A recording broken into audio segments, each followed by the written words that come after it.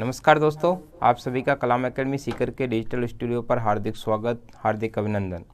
दोस्तों, आज हम सेल बायोलॉजी से संबंधित चर्चा करने वाले हैं कि जो कोशिका विज्ञान है, उस कोशिका विज्ञान के अंदर अपन किन किन चीज़ों को सम्मिलित करते हैं, क्या क्या उनके फंक्शंस होते हैं, कोशिका अंगक क्या होते हैं, जंतु और पादप कोशिका में डिफरेंस क्या होता है, क्या प्रोकैरियोट और यूकैरियोट कोशिकाएं होती हैं, इन सब से संबंधित अपन चर्चा करने वाले हैं। तो आइए स्टार्ट करते हैं।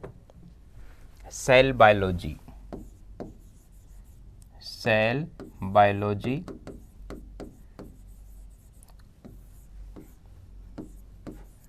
कोशिका जीव विज्ञान।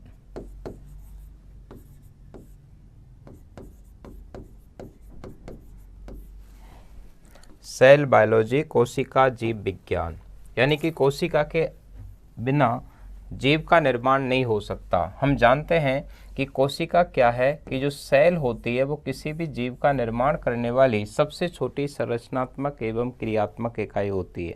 किसी भी जीव का निर्माण करने वाली जो सबसे छोटी संरचनात्मक क्रियात्मक इकाई होती है उसी को क्या कहते हैं?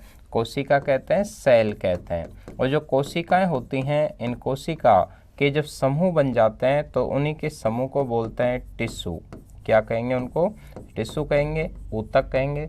और ऊतकों से आगे चलकर बन जाते हैं ऑर्गन्स, यानी कि अंग का निर्माण होता है। और अंग से आगे चलकर बन जाते हैं सिस्टम, ऑर्गन सिस्टम जिन्हें कहते हैं, अर्थात तंत्र बन जाते हैं। और जब तंत्र बन जाते हैं तब उससे बन जाता है जीव, यानी कि सजीव का शरीर। तो सजीव शरीर बन जाता है। तो सजीव का निर्माण करने वाली जो सबसे छोटी क्रियात्मक इकाई होती है, संरचनात्मक इकाई होती है, उसे कोशिका कहा जाता है। और कोशिका का अध्ययन विज्ञान की जिस शाखा में किया जाता है उसे बोलते हैं साइटोलॉजी। क्या बोलेंगे? उसे साइटोलॉजी कहते हैं। कोशिकीय संरचना और उनके कार्यों का जो पूरा अध्ययन डिटेल में करते हैं तब उसे सेल बायोलॉजी कहा जाता है। तो सेल बायोलॉजी। और ऊतकों का अध्ययन विज्ञान की जिस शाखा में किया जाता है उसे बोलते हैं हिस्टोलॉजी। क्या कहा जाएगा उसको? हिस्टोलॉजी। तो कोशिकाओं का अध्ययन साइटोलॉजी और ऊतकों का अध्ययन हिस्टोलॉजी कहलाता है। ऊतक का मतलब होता है कोशिकाओं के ऐसे समूह जो उत्पत्ति में, संरचना में और कार्य में समान होते हों। यानी जो कोशिकाएं होती हैं, जब वो कोशिकाओं के समूह उत्पत्ति में समान हो जाते हैं, संरचना में समान हो जाते हैं और कार्य में समान होते हैं। किस किस में? उत्पत्ति में समान होना जरूरी है, कार्य में समान होना जरूरी है और संरचना में, तब उन्हें बोलेंगे ऊतक। तो उत्पत्ति, संरचना और कार्य तीनों में समान होते हैं। लेकिन ध्यान रहे कि कभी कभी जो ऊतक होते हैं वो कभी कार्य में भिन्न भी हो सकते हैं, लेकिन कभी भी उत्पत्ति में भिन्न नहीं होते। जैसे हमारा ब्लड और हमारी अस्थि, हड्डी दोनों ही संयोजी ऊतक के टाइप होते हैं। दोनों की उत्पत्ति मीजोडर्म से होती है, लेकिन दोनों के काम अलग अलग हैं। हड्डी शरीर का कंकाल बनाती है, जबकि ब्लड हमारे शरीर के अंदर पोषक पदार्थों की सप्लाई करता है, हानिकारक पदार्थों को शरीर से बाहर त्यागने में मदद करता है, अर्थात पदार्थों के परिवहन का कार्य करता है। तो काम अलग हुआ, संरचना अलग, यानी कि ब्लड हमारे शरीर का सबसे कोमल ऊतक है, जबकि हड्डी हमारे शरीर का सबसे कठोर ऊतक है। तो कभी कभी ऊतक संरचना में और कार्य में भिन्न भी हो सकते हैं, लेकिन उत्पत्ति में कभी भी भिन्न नहीं होते। इसलिए उन कोशिकाओं के समूह को ही क्या कहा जाता है? ऊतक। और ऊतकों से बन जाते हैं अंग। अब बात आती है कि ये जो कोशिका है, इस कोशिका के बारे में खोजकर्ता कौन है? तो इसके जो खोजकर्ता माने जाते हैं वो हैं रॉबर्ट हुक। कोशिका की खोज किसने की थी? रॉबर्ट हुक ने कोशिका की खोज सबसे पहले 1665 में की थी। और इनके द्वारा जो खोजी गई कोशिका थी वो मृत सेल थी। कैसी सेल थी ये? मृत सेल। और मृत सेल जो कोशिका खोजी इन्होंने, वो इसलिए मृत थी क्योंकि पादपों की सबसे बाहर वाली जो परत होती है उस कॉर्क से खोजा गया था। किससे खोजा था इन्होंने? कॉर्क। यानी कॉर्क को ही बोलते हैं काग, और काग को ही बोलते हैं फेलेम। फेलेम बोलते हैं। पादप की जो सबसे बाहर वाला पार्ट होता है उसे कॉर्क कहते हैं, उसी को काग कहते हैं। अपन नॉर्मल भाषा में उसे छाल कह देते हैं। तो उसके अंदर खोजा गया था, इसीलिए पहली खोजी गई जो कोशिका थी वो मृत थी। तो मृत कोशिका किसने देखी थी सबसे पहले? रॉबर्ट हुक ने खोजी थी। और रॉबर्ट हुक ने ही उन्हें आगे चल कर के सेल नाम भी दिया था। तो सेल जो कोशिका नाम है वो कोशिका नाम भी किसका है, इसको किसने दिया था, रॉबर्ट हुक के द्वारा। पहली खोजी गई कोशिका कैसी थी, मृत कोशिका। रॉबर्ट हुक ने एक किताब लिखी, पुस्तक लिखी, उस पुस्तक का नाम था माइक्रोग्राफिया। इनकी किताब का नाम क्या था, माइक्रोग्राफिया। माइक्रोग्राफिया नामक पुस्तक के अंदर उन्होंने पहले कोशिका के बारे में कुछ जिक्र किया था। आगे चल कर के जीवित जंतु कोशिका की खोज हुई और जीवित जंतु जो कोशिका थी उसको देखने का श्रेय जाता है एंटोनी ल्यूवेनहॉक को। एंटोनी ल्यूवेनहॉक। एंटोनी ल्यूवेनहॉक ने सबसे पहले जीवित जंतु कोशिका को देखा था और इन्होंने कोशिका को नाम दिया था एनिमलक्यूले। क्या नाम देते थे, एनिमलक्यूले। एनिमलक्यूले सबसे पहले खोजा गया बैक्टीरिया भी था, क्योंकि बैक्टीरिया को भी बरसात के गंदे से पानी तथा दांत के मैल के अंदर पहली बार ल्यूवेनहॉक ने देखा था। तो एंटोनी ल्यूवेनहॉक ने बरसात के गंदे पानी और दांत के मैल के अंदर बैक्टीरिया की पहली बार खोज की थी, उसको भी उन्होंने एनिमलक्यूले ही बोला था। शुक्राणु को भी एंटोनी ल्यूवेनहॉक ने एनिमलक्यूले बोला था। आरबीसी के लिए भी ये एनिमलक्यूले शब्द यूज करते थे। यानी जो ल्यूवेनहॉक ने हैं, इन्होंने ऐसी छोटी छोटी जो संरचनाएं जो देखी थी वो उन सबको एनिमलक्यूले नाम देते थे। आगे चल कर के पादपों के अंदर जो जीवित कोशिका खोजी गई, पादपों में जीवित कोशिका, तो पादपों के अंदर जो लिविंग सेल खोजी गई, जीवित सेल खोजी गई, उसके खोज करता है एनग्रू। कौन है, एनग्रू और मेलपिगी। एनग्रू और मेलपिगी ने सबसे पहले पादपों के अंदर जीवित कोशिका को देखा था।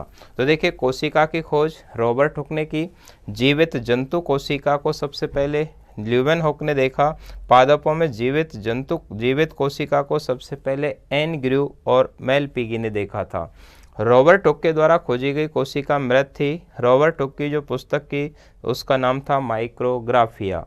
रॉबर्ट हुक ने ही कोशिका शब्द का यूज किया था, पहले ये सेलुली शब्द यूज किया करते थे। और कोशिका का अध्ययन साइटोलॉजी में किया जाता है। कोशिका किसी भी जीव का निर्माण करने वाली सबसे छोटी संरचनात्मक एवं क्रियात्मक इकाई होती है। कोशिकाओं के ऐसे समूह जो उत्पत्ति में, संरचना में और कार्य में समान होते हैं ऊतक कहलाते हैं। और ऊतक जो होता है उनका अध्ययन हिस्टोलॉजी कहलाता है। क्या कहलाता है, हिस्टोलॉजी। ऊतक के लिए खास बात होती है कि इनकी उत्पत्ति हमेशा समान होती है, जबकि कार्य और संरचना समान भी हो सकते हैं और कभी कभी भिन्न भी हो सकते हैं। और आगे चलकर देखें तो फिर बात आती है कोशिका सिद्धांत की बात। कोशिका सिद्धांत को पहली बार देने वाले थे स्लीडन और स्वान। ये जो कोशिका सिद्धांत है, सेल थ्योरी है, इसको देने वाले कौन हैं, स्लीडन और स्वान। तो स्लीडन व स्वान ने कोशिका सिद्धांत पहली बार दिया था। इन्होंने 1838-39 में कोशिका सिद्धांत प्रतिपादित किया था। कोशिका सिद्धांत यही कहता है कि किसी भी जीव की सबसे छोटी संरचनात्मक एवं क्रियात्मक इकाई को कोशिका कहा जाता है। उसी टाइम पर एक सिद्धांत फिर आता है जिसका नाम है cell lineage theory. Cell lineage theory. ये जो सेल लीनिएज थ्योरी है ये सबसे पहले देने वाले थे रुडोल्फ वर्सो। किसने दी थी ये, रुडोल्फ वर्सो नाम के साइंटिस्ट हुए हैं। Rudolf Virchow, Rudolf verso.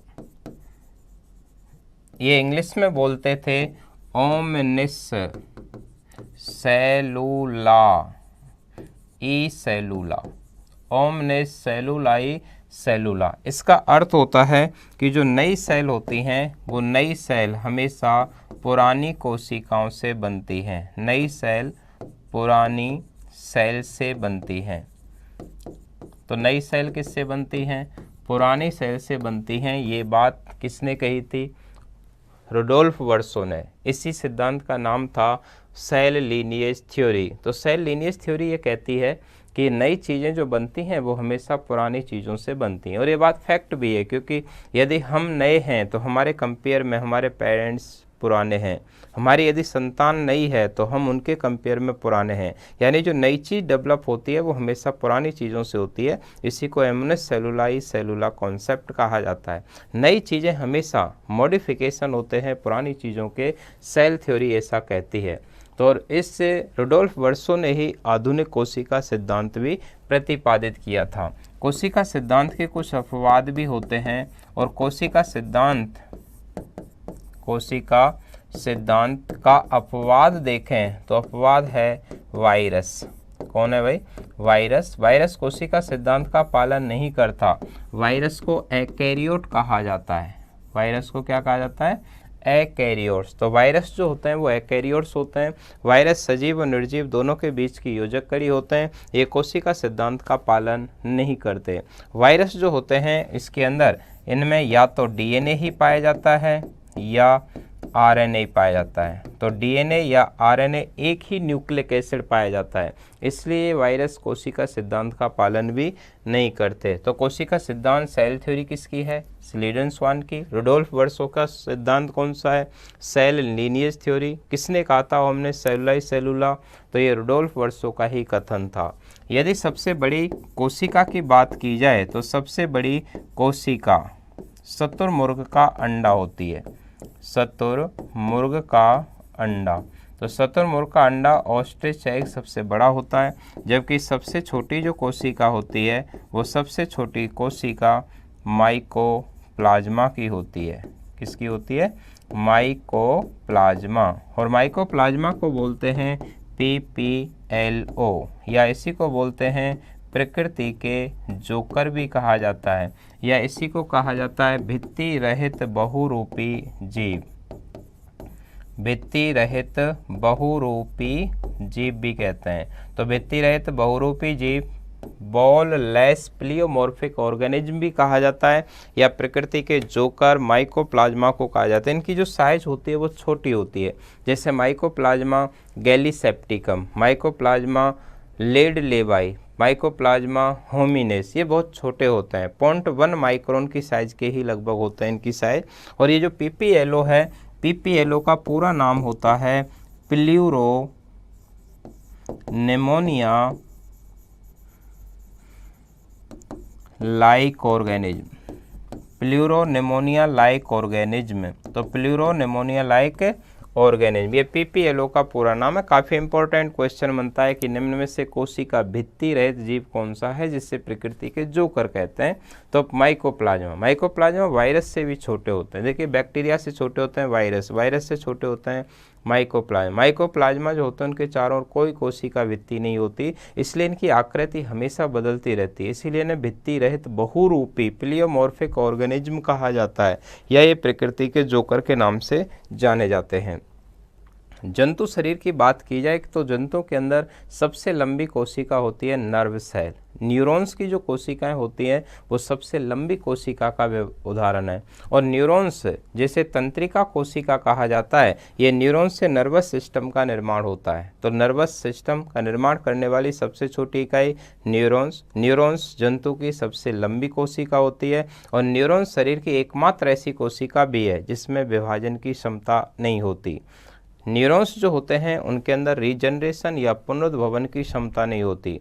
Neurons जो होते हैं उनके अंदर सेंट्रियोल नहीं पाया जाता। न्यूरॉन्स में सेंट्रियोल नहीं होने की वजह से उसमें पुनरुद्भवन या विभाजन की क्षमता बिल्कुल भी नहीं होती है। तो सबसे बड़ी कोशिका किसकी है? शुतुरमुर्ग का अंडा। सबसे छोटी कोशिका माइकोप्लाज्मा। माइकोप्लाज्मा को PPLO प्रकृति के जोकर भित्ति रहित बहुरूपी जीव कहते हैं। कोशिका सिद्धांत का पालन वायरस नहीं करता। वायरस को सजीव निर्जीव दोनों के बीच की योजक कड़ी कहा जाता है। वायरस को एकैरियोट्स में रखा जाता है।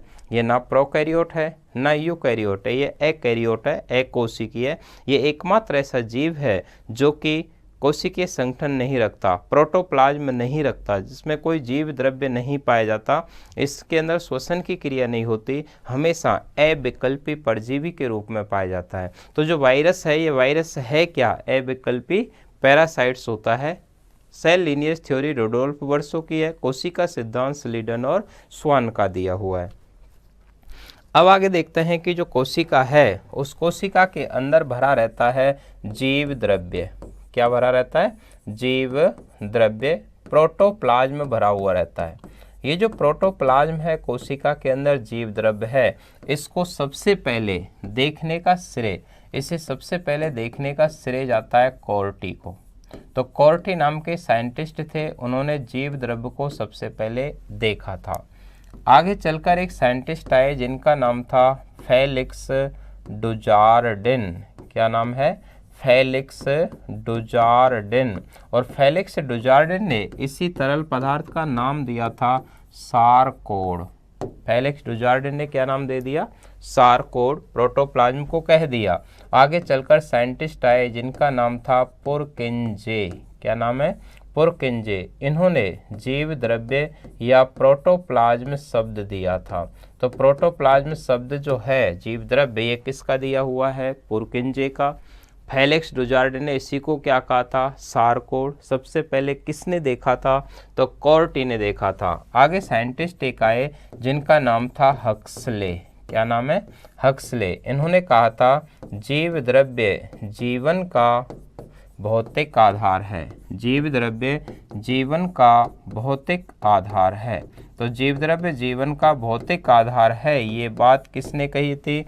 हक्सले ने कही थी। तो जीव द्रव्य जीवन का भौतिक आधार किसने कहा है? हक्सले ने। है क्या ये वास्तव में जीव द्रव्य? ये अपनी कोशिका होती है। कोशिका के बाहर की साइड में होती है सेल मेम्ब्रेन। क्या होती है? Cell membrane. और इसके अंदर का भाग होता है, ये होता है न्यूक्लियस। ये क्या होता है? न्यूक्लियस या केंद्रक। तो ये न्यूक्लियस है, केंद्रक है। ये कोशिका झिल्ली है या प्लाज्मा मेम्ब्रेन है। ये जो बीच में भरा हुआ पदार्थ है, इस बीच में भरे हुए पदार्थ को बोलते हैं साइटोप्लाज्म। इस बीच के पदार्थ को क्या कहा जाता है? साइटोप्लाज्म। ये साइटोप्लाज्म है, कोशिका द्रव्य है। तो कोशिका द्रव्य साइटोप्लाज्म। और इस सेल मेम्ब्रेन सबसे बाहर का परत, उसके अंदर भरा है साइटोप्लाज्म और अंदर है न्यूक्लियस। ये न्यूक्लियस सहित सब कुछ जो अंदर कुछ भी भरा पड़ा है, ये सब कुछ सम्मिलित रूप से जीव द्रव्य कहलाता है। प्लाज्मा मेम्ब्रेन है, साइटोप्लाज्म है, न्यूक्लियस है, इस सबको मिलाकर क्या कहा जाता है? जीव द्रव्य। और ये जो जीव द्रव्य है, इस जीव द्रव्य शब्द का यूज किसने किया है? पुरकिंजे ने। तो पुरकिंजे ने कौन सा शब्द दिया था? ये जीव द्रव्य या प्रोटोप्लाज्म शब्द का यूज किया था। क्लियर? जबकि ये जो साइटोप्लाज्म शब्द है, इस साइटोप्लाज्म शब्द सबसे पहले स्ट्रासबर्गर ने दिया था। ये शब्द किसका दिया हुआ है? स्ट्रासबर्गर का दिया हुआ है दोस्तों। किसका दिया हुआ है? स्ट्रासबर्गर ने दिया था। तो देखिए, कोशिका द्रव्य शब्द किसका है? स्ट्रासबर्गर का है। जीव द्रव्य शब्द किसका है? पुरकिंजे का है। जीव द्रव्य है क्या? तो प्लाज्मा मेम्ब्रेन, साइटोप्लाज्म, न्यूक्लियस, सबको मिलाकर क्या कहा जाता है? तो प्रोटोप्लाज्म कहते हैं जीव द्रव्य। और साइटोप्लाज्म केंद्रक के बाहर, प्लाज्मा मेम्ब्रेन के भीतर। केंद्रक के बाहर, प्लाज्मा मेम्ब्रेन के भीतर का पार्ट होता है, उसे साइटोप्लाज्म या कोशिका द्रव्य कहते हैं। यहाँ तक क्लियर? आगे जब चलेंगे तो फिर हमें देखना पड़ेगा कि एक होती है पादप कोशिका, प्लांट सेल, और एक होती है जंतु कोशिका, जंतु कोशिका। तो एनिमल सेल और प्लांट सेल, इनके अंदर कुछ बेसिक से डिफरेंस होते हैं जो एग्जाम में सीधे सीधे उठाकर पूछ लिए जाते हैं। पहला है कि जो पादप कोशिका होगी उसमें सेल वॉल, कोशिका भित्ति, सेल वॉल यानी कि कोशिका भित्ति उपस्थित होती है। इनमें कोशिका भित्ति क्या होगी? प्रेजेंट होगी। और इनमें कोशिका भित्ति नहीं पाई जाती।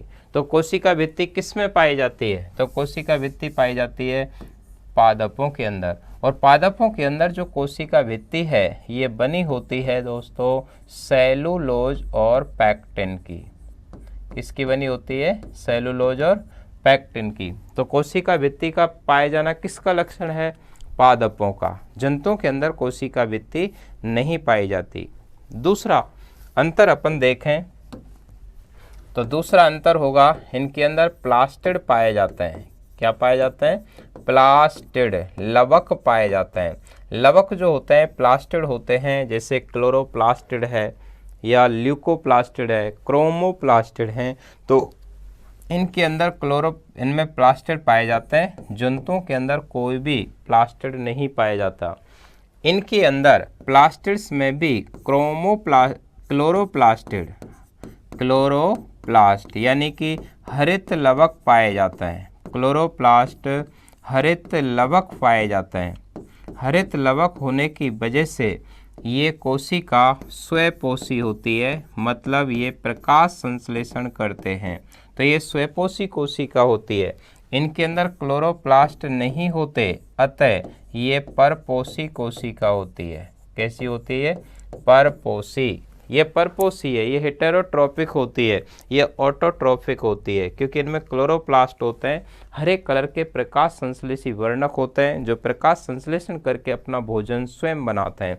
तो प्रकाश संश्लेषण किस में होता है? पादपों में।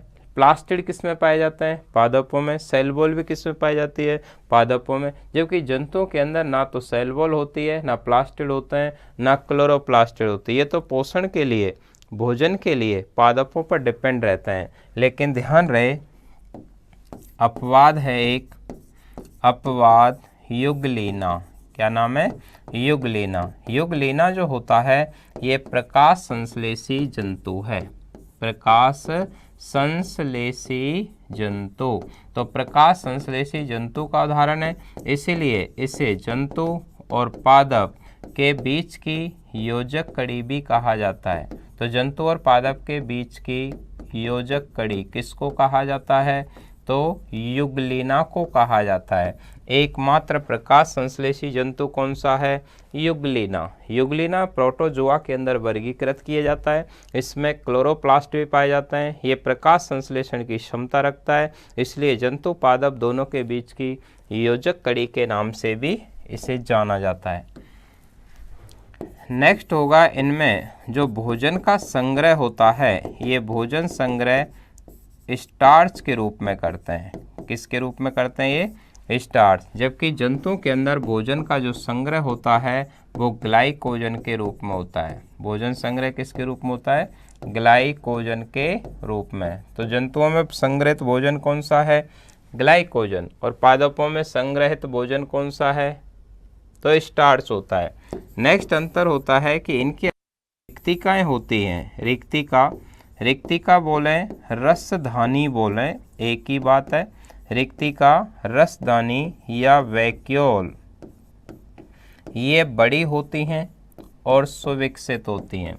बड़ी होती हैं, सुविकसित होती हैं, संख्या में ज़्यादा होती हैं। इनके अंदर एब्सेंट होती हैं। जंतुओं में क्या रहती हैं? एब्सेंट रहती हैं या अल्प विकसित होती हैं। अल्प विकसित यानी कि ज़्यादातर एब्सेंट। तो जंतु कोशिका के अंदर रिक्तिका नहीं पाई जाती, पादप कोशिका में रिक्तिका या रसदानी पाई जाती है।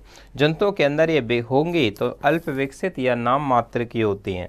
नेक्स्ट होता है कि इनके अंदर जो केंद्रक है पादपों के अंदर, वो केंद्रक परिधीय भाग में रहता है। केंद्रक कहाँ रहता है भाई? परिधीय भाग में स्थित रहता है। परिधीय भाग में स्थित। जबकि जंतुओं के अंदर जो केंद्रक होता है वो केंद्र में स्थित होता है। केंद्रक कहाँ मिलेगा? केंद्र में, एकदम सेंटर में केंद्र रहता है। तो पादप और जंतु दोनों के अंदर ये डिफरेंस है। पादपों के अंदर होता है कि केंद्रीय भाग जो होता है उसमें रिक्तिका होती है, परिधीय भाग में न्यूक्लियस रहता है। जबकि जंतु कोशिका के अंदर सेंटर में होता है केंद्रक, एकदम बीचों बीच में, क्योंकि पादपों के अंदर रिक्तिका तो जंतुओं के अंदर रिक्तिका नहीं होती, और जंतुओं में जब रिक्तिका नहीं होती तो सेंटर में कौन रहता है? केंद्रक। तो ये दोनों में डिफरेंस है। जंतुओं के अंदर केंद्र में रहेगा केंद्रक और पादपों के अंदर परिधीय भाग में रहता है। नेक्स्ट फिर अंतर होता है कि जो पादप कोशिकाएं होती हैं उनके अंदर दो निकटवर्ती सेल के बीच, दो निकटवर्ती सेल के बीच प्लाज्मोडेस्मेटा पाए जाते हैं। क्या पाए जाते हैं भाई? प्लाज्मोडेस्मेटा। तो प्लाज्मोडेस्मेटा पाए जाते हैं। प्लाज्मोडेस्माटा क्या है कि दो निकटवर्ती जो सेल्स होती हैं वो पदार्थों का आसानी से आदान प्रदान कर सकें, इसके लिए बीच में से आप यूँ समझ लो खिड़की जैसी संरचना पाई जाती है। उन खिड़की जैसी जो संरचना, जैसे माना कि ये कोई सेल है और दूसरी ये कोई सेल है, इन दोनों के बीच में एक विंडो लाइक स्ट्रक्चर पाई जाती है। ये विंडो लाइक संरचना जो होती है इसी को बोलता है प्लाज्मोडेस्माटा। ये पादपों के अंदर पाई जाती है, जबकि जंतुओं के अंदर देखा जाए तो जंतुओं के अंदर इधर डेस्मोसोम्स पाए जाते हैं। क्या पाए जाते हैं? डेस्मोसोम। इधर डेस्मोसोम्स पाए जाते हैं या इधर टाइट जंक्शन पाए जाते हैं। क्या पाए जाते हैं इधर? टाइट जंक्शन या डेस्मोसोम। डेस्मोसोम कुछ नहीं, दो निकटवर्ती जो सेल होती हैं उन दो निकटवर्ती सेल के बीच में कुछ बटन के समान संरचनाएं मिलती हैं, और ये जो बटन समान संरचनाएं होती हैं उनसे तंतु निकले रहते हैं। इन तंतुओं को बोलते हैं फिलामेंट्स, टोनोफिलामेंट्स। ये जो टोनोफिलामेंट्स हैं ये एक सेल से दूसरी सेल में पदार्थों का परिवहन कर देते हैं। तो जंतुओं के अंदर डेस्मोसोम्स होते हैं, पादपों के अंदर प्लाज्मोडेस्माटा होते हैं। उधर जो टाइट जंक्शन है उसमें टाइट जंक्शन का मतलब होता है कि जो दो निकटवर्ती सेल होती हैं उनके सरफेस आपस में चिपक जाती हैं। दो निकटवर्ती कोशिकाओं की सरफेस आपस में चिपक जाती हैं। तो दो निकटवर्ती सेल एक दूसरे को मैकेनिकल स्ट्रेंथ, यांत्रिक सामर्थ्य प्रदान करने के लिए सतह पर चिपक जाती है, तो उन्हें टाइट जंक्शन।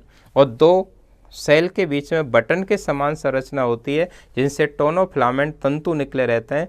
इन तंतुओं को टोनोफिलामेंट और इस पूरी संरचना को डेस्मोसोम्स कहते हैं।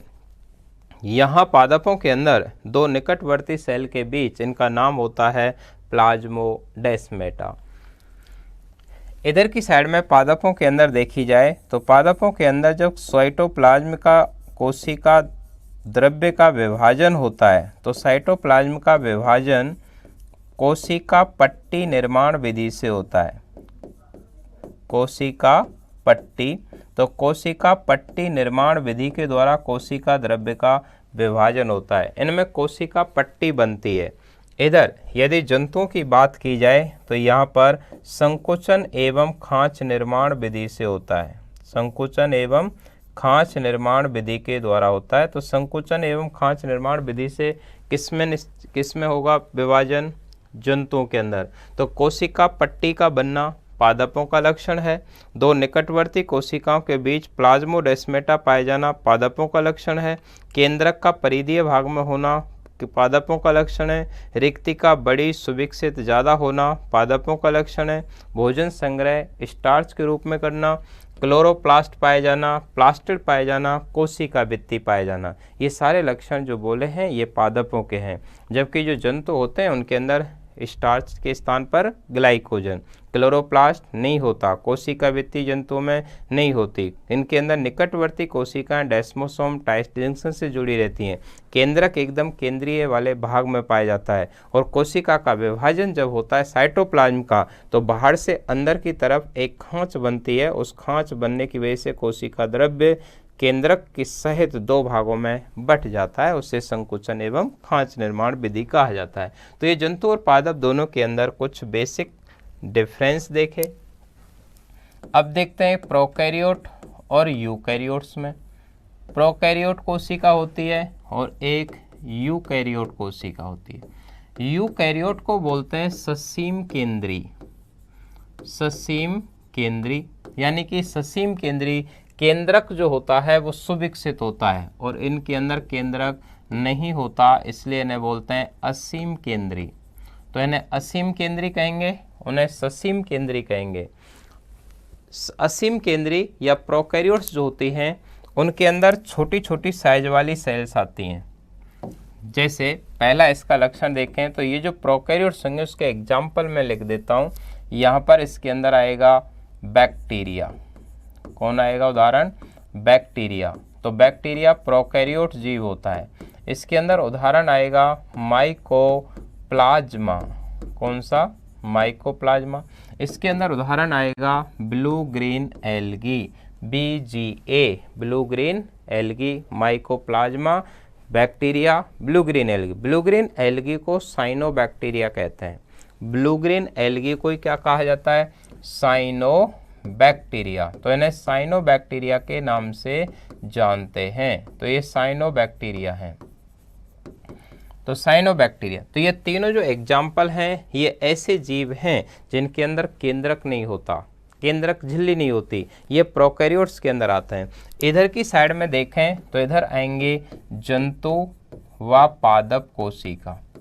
इधर कौन कौन सी कोशिका आएंगी? प्लांट और एनिमल सेल। तो जंतु पादप तो किस में आ जाते हैं? यूकैरियोट्स में। और बैक्टीरिया, माइकोप्लाज्मा ये किधर चले जाते हैं? ये प्रोकैरियोट्स में चले जाते हैं। ये जो प्रोकैरियोट सेल्स होती है, दूसरा यदि एग्जाम्पल लें तो जो प्रोकैरियोट्स होते हैं ये छोटी कोशिकाएं होती हैं, छोटी सेल होती है। छोटी होने का अर्थ है कि ये नग्न आँखों से दिखाई नहीं देती, जबकि इधर जो यूकैरियोट्स होती हैं ये बड़ी कोशिकाओं के एग्जाम्पल्स होते हैं। एनिमल सेल, प्लांट सेल ये बड़ी कोशिका है। इनके अंदर फिर देखें तो केंद्रक जो होता है वो एब्सेंट होता है। केंद्रक झिल्ली एब्सेंट होती है। केंद्रक झिल्ली एब्सेंट होती हैं। इनके अंदर न्यूक्लियोलस या केंद्रिका नहीं पाया जाता। केंद्रक झिल्ली नहीं होती, केंद्रिका नहीं होती, माइटोकॉन्ड्रिया नहीं पाया जाता। इनके अंदर लाइसोसोम नहीं पाए जाते, लाइसोसोम भी नहीं पाए जाते। ये जो संरचना है इनके अंदर ईआर, इनके अंदर गोल्जी बॉडी, गोल्जी काय, ये जो संरचनाएं हैं ये सारी की सारी इनमें एब्सेंट होती हैं। ना तो केंद्रक होता है, ना केंद्रक झिल्ली होती है, ना केंद्रिकाएं होती हैं, ना माइटोकॉन्ड्रिया होता है, ना लाइसोसोम होता है, ना ईआर होता है, ना गोल्जी बॉडी होता है। ऐसा प्रोकैरियोट सेल्स के अंदर ऐसा कुछ भी नहीं पाया जाता है। इसके साथ साथ जो गुणसूत्र होते हैं उनके अंदर एक हिस्टोन प्रोटीन होती है, वो हिस्टोन प्रोटीन भी एब्सेंट होती है, हिस्टोन प्रोटीन भी नहीं होती। और इधर की साइड में यूकैरियोट्स में देखें तो ये सारी संरचनाएं पाई जाती हैं। तो प्रोकैरियोट्स जीव भी होते हैं जिनमें ना तो केंद्रक होता है, ना केंद्रक झिल्ली होती है, ना केंद्रिका होती है, ना लाइसोसोम होते हैं, ना ईआर होता है, ना गोल्जी बॉडी, माइटोकॉन्ड्रिया, कुछ नहीं होता, सिर्फ एक निष्क्रिय सी संरचना होती है। ये जो प्रोकैरियोट्स जीव होते हैं, इन प्रोकैरियोट्स जीवों के अंदर 70S प्रकार के राइबोसोम पाए जाते हैं। कौन से राइबोसोम मिलेंगे इनमें? 70S राइबोसोम प्रकार, 70S प्रकार के राइबोसोम। इधर जो यूकैरियोट्स होते हैं इनके अंदर 80S प्रकार के राइबोसोम पाए जाते हैं। 80S राइबोसोम, 80S राइबोसोम पाए जाते हैं। लेकिन इनके अंदर जो क्लोरोप्लास्ट है, हरित लवक है, क्लोरोप्लास्ट और माइटोकॉन्ड्रिया, क्लोरोप्लास्ट और माइटोकॉन्ड्रिया के अंदर 70S प्रकार के राइबोसोम भी पाए जाते हैं, राइबोसोम भी पाए जाते हैं। तो देखिए क्लोरोप्लास्ट और माइटोकॉन्ड्रिया के अंदर 70S राइबोसोम होते हैं, बाकी सभी यूकैरियोट्स के अंदर 80S होते हैं। इधर केवल कौन से राइबोसोम पाए जाते हैं? 70S प्रकार के राइबोसोम ही पाए जाते हैं।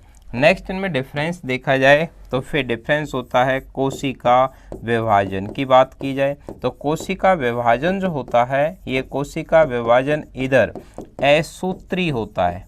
कौन सा होगा? असूत्री, एमाइटोसिस। एमाइटोसिस वो होता है जिसके अंदर केंद्रक विभाजन नहीं होता, क्योंकि इनमें केंद्रक है ही नहीं तो केंद्रक विभाजन क्यों होगा? इनके अंदर प्रोफेज, मेटाफेज, एनाफेज, टीलोफेज ऐसा कोई फेज नहीं होता। इनमें सिर्फ कोशिका बाहर से अंदर की तरफ संकुचन एवं खांच निर्माण विधि के द्वारा दो भागों में बढ़ जाती है, बस उसी को एमाइटोसिस कहते हैं। इधर की साइड में जो कोशिका विभाजन होते हैं वो होते हैं समसूत्री और अर्धसूत्री, मियोसिस और माइटोसिस। तो माइटोसिस और मियोसिस जो डिवीजन होते हैं वो यूकैरियोट्स में होते हैं, क्योंकि उधर वास्तविक गुणसूत्र होते हैं, इधर तो वास्तविक क्रोमोसोम होते ही नहीं है, क्योंकि इनके क्रोमोसोम के निर्माण के लिए इनमें हिस्टोन प्रोटीन नहीं पाई जाती। जबकि जब क्रोमोसोम का निर्माण होता है तो क्रोमोसोम के निर्माण में डीएनए, आरएनए और हिस्टोन प्रोटीन भाग लेती है, डीएनए, आरएनए और हिस्टोन प्रोटीन भाग लेते हैं। तो यहाँ पर प्रोकैरियोट्स जो जीव हैं उनके अंदर कोशिका विभाजन असूत्री प्रकार का होता है। 70S प्रकार के राइबोसोम होते हैं। यहाँ पर केंद्रक नहीं होता, केंद्र झिल्ली, केंद्रिका, माइटोकॉन्ड्रिया, ER, लाइसोसोम ये नहीं पाए जाते। ये कोशिका प्रोकैरियोट छोटी होती है जबकि यूकैरियोट बड़ी होती है। प्रोकैरियोट्स जो होते हैं उनके अंदर आता है बैक्टीरिया, माइकोप्लाज्मा और ब्लू ग्रीन एल्गी, और यूकैरियोट्स के अंदर आते हैं जंतु और पादप कोशिकाएं आते हैं। तो ये इनके अंदर प्रोकैरियोट और यूकैरियोट्स के अंदर कुछ मेन डिफरेंस होते हैं। चूँकि हमें बैक्टीरिया पढ़ना है इसलिए बैक्टीरिया के अंदर भी एक ही लाइन में अपन अंतर कर सकते हैं कि भाई बैक्टीरिया होगा क्या। तो देखो बैक्टीरिया क्या होगा, बैक्टीरिया में छोटी सेल होगी, केंद्रक नहीं होगा। केंद्रक के स्थान पर बैक्टीरिया के अंदर न्यूक्लियोइड होता है। क्या होता है? न्यूक्लियोइड, आदिम न्यूक्लियस जिसे कहते हैं, या इंसिपिएंट न्यूक्लियस, या उसी को जीनोफोर कहा जाता है। केंद्रक झिल्ली नहीं होगी, केंद्रिका नहीं होगी। माइटोकॉन्ड्रिया, माइटोकॉन्ड्रिया के स्थान पर बैक्टीरिया में मीजोसोम होता है। कौन होंगे? मीजोसोम। यहाँ पर लाइसोसोम होता है, वहाँ पर पेरीप्लाज्मिक स्पेस होता है। पेरीप्लाज्मिक स्पेस, पेरीप्लाज्मिक स्पेस जो होते हैं वो वही काम करते हैं बैक्टीरिया में जो हमारे अंदर लाइसोसोम करते हैं। लाइसोसोम का काम होता है इंट्रासेलुलर डाइजेशन, या यूँ कहें कि अंतःकोशिकीय पाचन। जो जल अपघटनी एंजाइमों की वजह से होता है वही पाचन बैक्टीरिया के अंदर पेरीप्लाज्मिक स्पेस कर देता है। तो ये दोनों के अंदर हमें और बैक्टीरिया को डिफरेंस होते हैं। इनके अंदर होते हैं 70S प्रकार के राइबोसोम हमारे अंदर, अर्थात यूकैरियोट्स के अंदर होते हैं 80S प्रकार के। लेकिन हमारे क्लोरोप्लास्ट और माइटोकॉन्ड्रिया के अंदर देखें तो इनमें 70S प्रकार के राइबोसोम भी मिलते हैं। तो क्लोरोप्लास्ट किस में मिल जाएगा? पादपों के अंदर, और जंतुओं के अंदर ये माइटोकॉन्ड्रिया होता है, ये पादपों के अंदर माइटोकॉन्ड्रिया होता है। इधर की साइड में देखें तो ये कोशिका विकसित मानी जाती है क्योंकि इसमें केंद्रक का डेवलपमेंट हो गया था। तो केंद्रक का डेवलपमेंट जब हुआ तो यूकैरियोट बना, और केंद्रक नहीं था या अल्प विकसित था या आदिम प्रकार का था तो प्रोकैरियोट सेल बनी थी। नेक्स्ट अब देखते हैं कि जो पादप जो सेल है, ये सेल के वास्तव में 3 घटक माने जाते हैं। पहला जो सेल का घटक होता है वो है सेल मेम्ब्रेन। क्या है? Cell membrane. ये जो सेल मेम्ब्रेन होती है उसी को बोलते हैं प्लाज्मा झिल्ली। क्या कहते हैं इसी को?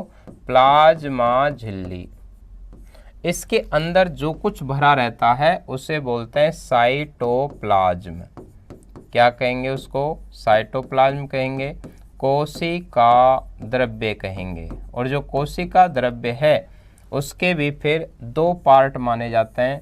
एक भाग जो परिधीय भाग में होता है उस परिधीय भाग को बोलते हैं हाइलोप्लाज्म।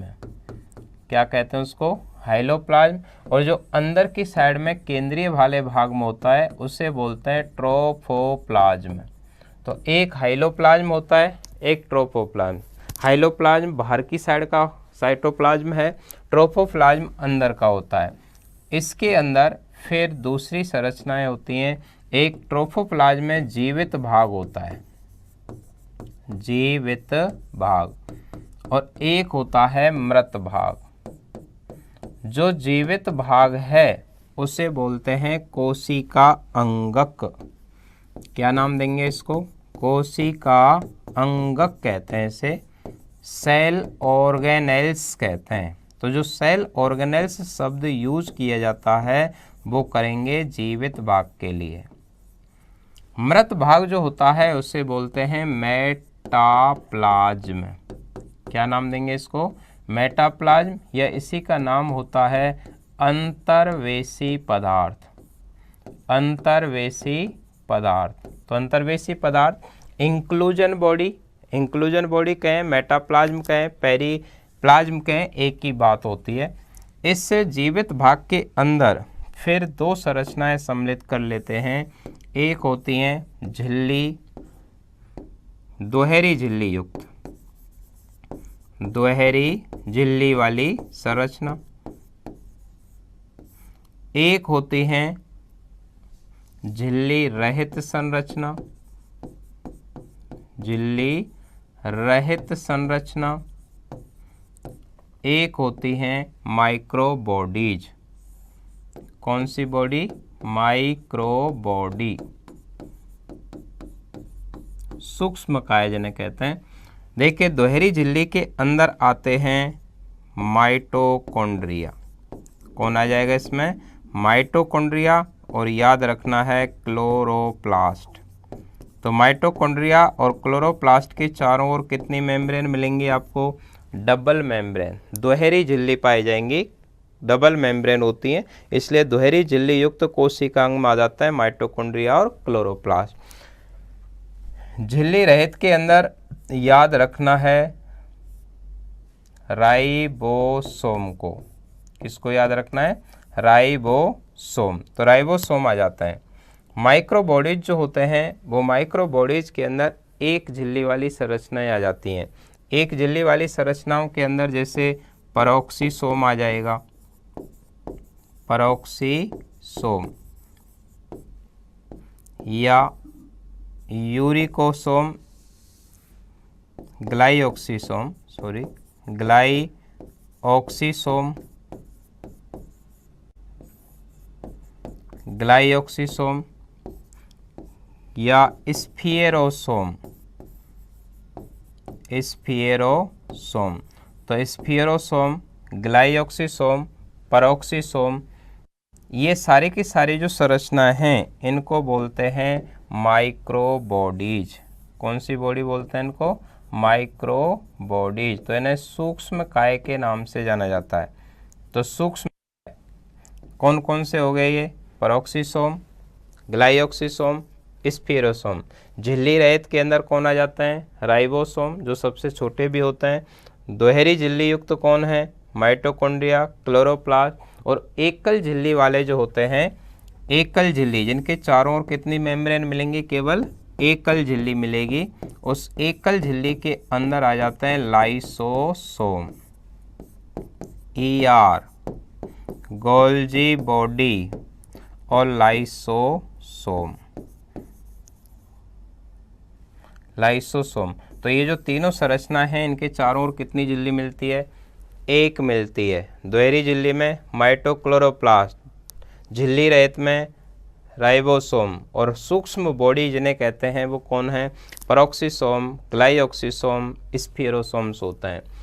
ये जो प्लाज्मा झिल्ली है, इस प्लाज्मा झिल्ली का निर्माण करने में जो घटक भाग लेते हैं वो हैं फॉस्फोलिपिड। कौन भाग लेंगे इसमें? फॉस्फोलिपिड। तो फॉस्फोलिपिड भाग लेता है, और एक लेता है ग्लाइकोप्रोटीन। किसकी बनी होती है? ग्लाइकोप्रोटीन की बनी होती है। तो कोशिका झिल्ली जो होती है, सेल मेम्ब्रेन, जिसे प्लाज्मा मेम्ब्रेन भी कहते हैं, ये चयनात्मक पारगम्य झिल्ली होती है। चयनात्मक पारगम्य झिल्ली जिसमें चुन चुन करके पदार्थों का आदान प्रदान होता है, अंदर या बाहर निकलते हैं, तो इसे सेलेक्टिव परमेबल मेम्ब्रेन कहते हैं। ये फॉस्फोलिपिड और ग्लाइकोप्रोटीन की बनी होती है। तीसरा जो पार्ट इसका बच गया वो तीसरा पार्ट है केंद्रक। तीसरा पार्ट कौन सा रह गया? केंद्रक। न्यूक्लियस। केंद्रक या न्यूक्लियस वाला जो पार्ट है, जो सेंटर रेगुलेशन का कार्य करता है, उसके फिर दो पार्ट हो जाते हैं। दो पार्ट हैं। पहला जो पार्ट है उसका वो है केंद्रक झिल्ली। केंद्रक झिल्ली। केंद्रक झिल्ली जो होती हैं वो केंद्रक के चारों ओर डबल मेम्ब्रेन होती हैं। केंद्रक झिल्लियों को सम्मिलित रूप से बोलते हैं कैरियोथीका। क्या कहा जाता है इनको? कैरियोथीका। तो केंद्रक झिल्ली दो होती हैं, इन्हें कैरियोथीका कहते हैं। केंद्रक के अंदर जो कुछ भरा रहता है उसे बोलेंगे केंद्रक द्रव्य। केंद्रक द्रव्य, न्यूक्लियोप्लाज्म। और केंद्रक द्रव्य के अंदर वास्तव में दो संरचनाएं आती हैं। एक उसके अंदर रहता है क्रोमैटिन जालक। कौन सा जालक मिलेगा? क्रोमैटिन जालक। और ये जो क्रोमैटिन जालक है ये बना होता है DNA, RNA और हिस्टोन से। DNA, RNA और हिस्टोन से। और डीएनए, आरएनए और हिस्टोन मिलकर क्रोमेटिन जालक बना देते हैं, और जो एक भाग बच गया उसका नाम है अब केंद्रिका। क्या बच गया? केंद्रिका, न्यूक्लियोलस, केंद्रिका। तो केंद्रिका, न्यूक्लियोलस। तो केंद्रक के कितने पार्ट हुए? एक केंद्रक झिल्ली और उसके अंदर भरा हुआ केंद्रक द्रव्य। केंद्रक झिल्ली कितनी? 2, न्यूक्लियर मेम्ब्रेन, दोनों को मिलाकर कैरियोथिका कहा। उसके अंदर केंद्रक द्रव्य, केंद्रक द्रव्य में भी 2 पार्ट हैं, एक क्रोमेटिन जालक, एक केंद्रिका।